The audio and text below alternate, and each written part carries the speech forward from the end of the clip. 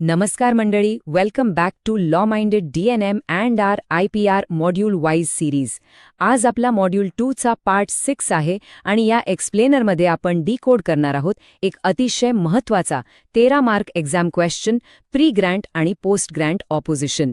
एक्झाममध्ये perfect answer कसे असावे, लोकस स्टँडीची ट्रिक कशी लिहायची आणि टॉप मार्क्स कसे मिळवायचे हे सर्व आपण पाहणार आहोत. चला डिकोड करूया.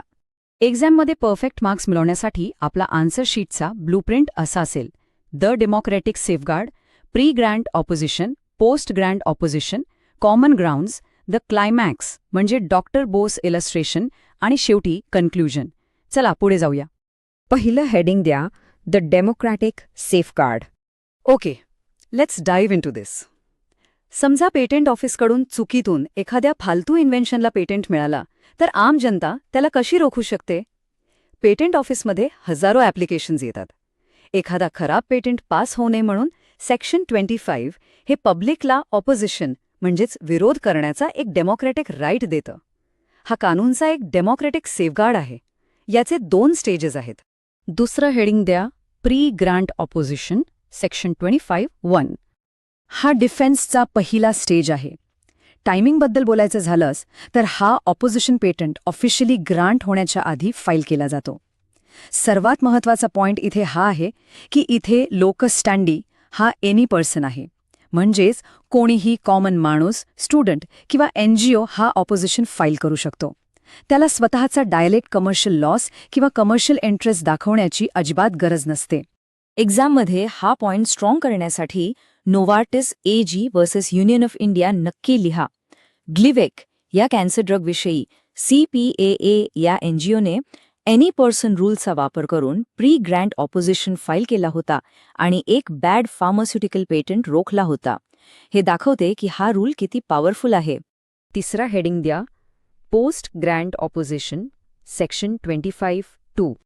जर एखादा पेटंट चुकीतून स्लिप झाला आणि ग्रँट झाला तर हा मेकॅनिझम वापरला जातो.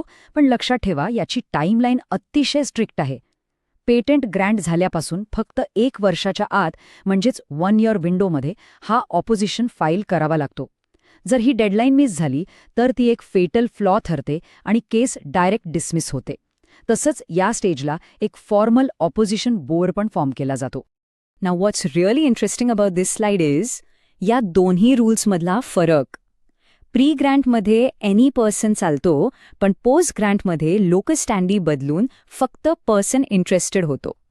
म्हणजे इथे फायलरला दाखवून द्यावं लागतो की ते एक रायव्हल किंवा कॉम्पिटिटर आहेत ज्यांना या पेटंटमुळे डायरेक्ट कमर्शियल हार्म होत आहे. कॉमन माणूस इथे पोस्ट ग्रँट फाईल करू शकत नाही. आन्सर शीटमध्ये हा लँडमार्क केस लॉ निश्चित द्या, UCB फार्ची मेस्से वर्सेस सिप्ला. या केसमध्ये दिल्ली हायकोर्टने एनी पर्सन आणि पर्सन इंटरेस्टेड मधला लीगल डिफरन्स अगदी क्लिअर केला होता. हे लिहिल्याने लीगल कन्सेप्ट्स क्लिअर आहेत हे एक्झामिनरला लगेचच समजतं. एक्झाममध्ये मार्क्ससाठी असा एक टेबल नक्की ड्रॉ करा. फायलिंग, टायमिंग आणि रिप्रेझेंटेशनमधले जे टेक्निकल डिफरन्सेस आहेत ते टेबल फॉर्मॅटमध्ये प्रेझेंट केल्यास डायरेक्ट मार्क्स मिळून जातील. चौथा हेडिंग द्या, कॉमन ग्राउंड्स फॉर ऑपोजिशन. एखाद्या पॅटेंटवर अटॅक करण्यासाठी कोणती ॲक्च्युअल लीगल रिझन्स वापरली जाऊ शकतात? ही 5ची चेकलिस्ट पहा. 1. रॉंगफुल ऑब्टेनिंग म्हणजे आयडिया चोरली आहे. 2. अँटिसिपेशन म्हणजे इन्व्हेन्शन आधीच प्रायर आर्टमध्ये आहे. 3. लॅक ऑफ इन्व्हेंटिव्ह स्टेप म्हणजे इन्व्हेन्शन ऑब्व्हियस आहे. आणि 4. सेक्शन 3 बार्स जसे ट्रेडिशनल नॉलेज, हल्दी किंवा नीम वापरणे. ही लिस्ट इझिली मेमोराईज करून ठेवा. 5वं हेडिंग द्या, the climax doctor Bose illustration. 13 मार्क्ससाठी हा प्रॅक्टिकल एक्झाम्पल नक्की लिहा. Let's move to and see how this builds. Doctor बोसचा पेटंट 1 जानेवारी 2024ला ग्रँट झाला. नंतर 2 चॅलेंजेस येतात. एक आहे हेल्थ फर्स्ट NGO जे डिसेंबर 2024मध्ये फाईल करतात आणि दुसरी आहे केमकॉर्प रायव्हल कंपनी जे फेब 2025मध्ये फाईल करतात. आता पाहूया यांचा रिझल्ट काय होतो. पहिला चॅलेंजर हेल्थ फर्स्ट NGO यांची केस रिजेक्ट होईल, कारण NGOकडे पोस्ट ग्रँट ऑपोजिशनसाठी पर्सन इंटरेस्टेड स्टेटस नसतो. त्यांनी लोकस स्टँडाय फेल केला. त्यांनी ग्रँट होण्याच्या आधी म्हणजेच प्री ग्रँट फाईल करायला हवा होता. आता दुसरा चॅलेंजर, केमकॉट रायव्हल कंपनी.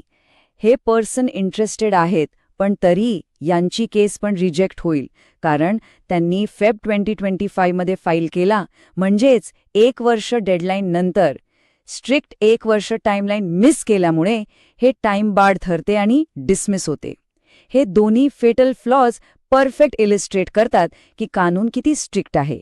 6वा आणि शेवटचा हेडिंग द्या, कन्क्लुजन. हे समरायझिंग सेंटेन्स एक्झाम शीटवर असायलाच हवा. प्री आणि पोस्ट ग्रँट ऑपोजिशन हे दोन्ही मेकॅनिझम सिस्टमला बॅलन्स करतात. ते पब्लिक इंटरेस्टला प्रोटेक्ट करतात आणि बरोबर खऱ्या इन्व्हेंटरचे राईट्स पण सिक्युअर करतात. सेक्शन 25 हा खऱ्या अर्थाने डेमोक्रॅटिक प्रोसेसला सेफगार्ड करतो. एक्झाममध्ये 13 मार्क्ससाठी हा डिफरन्स टेबल आणि शेवटी डॉक्टर बोजचे एक्झाम्पल नक्की लिहा. एक्झामिनर नक्की टॉप मार्क्स देईल. या पार्टची PDF आपल्या टेलिग्राम चॅनलवर दिली आहे. लिंक डिस्क्रिप्शनमध्ये आहे.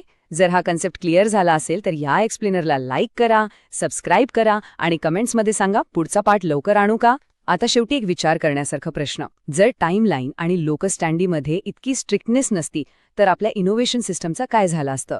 Keep learning, stay legal. जय हिंद, जय महाराष्ट्र.